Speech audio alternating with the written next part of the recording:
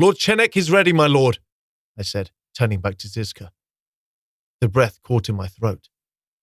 To the west, visible through a gap in the smoke, the plain was filled with horsemen. Long lines of cavalry, armed with bow and sabre, racing at a hard gallop towards our position. "Magyars!" shouted one of Zizka's officers. "Hungarian rabble! Our guns will drive them off!" Rabble, the fool called them. I saw a brave and disciplined body of light horse, thousands strong, riding in practiced skirmish order. They wore loose, brightly patterned tunics decorated with swirling patterns, and sang as they advanced. A low, keening noise, like the buzzing of a great host of bees. The Magyars, I quickly discovered, were superb horse archers. Sigismund recruited them from the steppes of Hungary, where men were virtually born in the saddle. Our guns knocked them over by the score, blowing away horses and riders. The rest came on regardless. Those on the wings divided into groups and started to ride in circles, aiming their short bows high and darkening the sky with arrows. Their shafts plunged down onto the exposed heads of our soldiers. Men started to fall. Others scrambled under pavises and mantlets for shelter or crawled underneath the wagons. "Shoot! Shoot them down!" Our crossbowmen and gunners sweated over their weapons, feverishly shooting, reloading and reloading. The arrows continued to fall like poison rain. One thumped into the turf barely a yard in front of me. I dismounted, snatched up the evil-looking dart and snapped it in two. My comrades laughed, and the legend of Jan Inglis was born. The Magyar casualties were horrific. Few wore any type of armor, save perhaps a leather jack or scraps of ringmail. Half an hour passed, and the ground west of the square was littered with their bodies. Men and horses, piled high like autumn leaves. They retreated, gathered fresh quivers of arrows, reformed and came again. It was impossible not to respect such careless courage in the face of bullets and bolts and gunstones. Sigismund brought his own guns into play.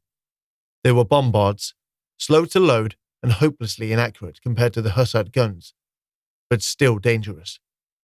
The plain, blanketed in white smoke, was lit up with stabs of orange flames as the bombards roared, peppering us with balls of stone and iron larger than a man's head. The wails of the Magyars and thunder of cannon were joined by something else, a tremendous war shout, accompanied by drums, fifes and trumpets. The noise rose and rose to an unbearable crescendo. Below me, the earth shuddered. Around me, the world dissolved in smoke and flame. Hussites died by the score, shot down or blown apart. Blood pooled under the hooves of our horses. Our wagons rocked under the impact of gunstone. A cannonball ripped up the ground to my left, spraying me with the pebbles and clods of earth. "English!" called Zizka. "Go forward! See what is happening!" I spurred down the flank of the hillock. Our horses had been trained during the long weeks in camp at Kaslav to endure the noise of battle, else they might have bolted long ago. The lines of wagons, wreathed in smoke, was just about visible below. I could hear the soldiers inside them singing their battle hymns.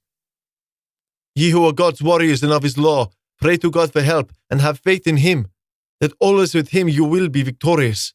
Christ is worth all your sacrifices. He will pay you back 100-fold. All the while, Magyar arrows rattled against the armored sides of the wagons. Cries of pain indicated that they found their mark. I reined in sharply. Our gunfire had slackened, drowned by enemy war shouts and the clatter of steel. A Hussite esquire careered towards me through the smoke, his horse bleeding from the neck. One hand pressed to the side of his face. His sword was gone. A saber cut had slashed open his cheek, exposing teeth and tongue. "The infantry!" he yelled, spitting pinkish phlegm. "They're trying to storm the wagons!" I hesitated. Sigismund's guns were still firing.